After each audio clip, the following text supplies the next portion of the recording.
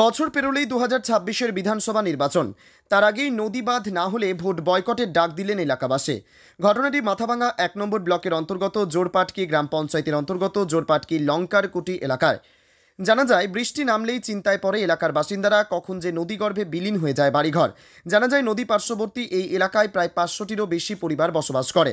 স্থানীয় সূত্রে জানা যায়, রাঙামাটিতে পাথরের বাঁধ হওয়ায় নদীর গতিবেগ বাড়ায়, নদীর নতুন রূপ নেয়, বিঘের পর বিঘে জমি নদীগর্ভে বিলীন হয়ে যায়। আজ তাই এলাকার বাসিন্দারা একত্রিত হয়ে বিক্ষোভ প্রদর্শন করেন।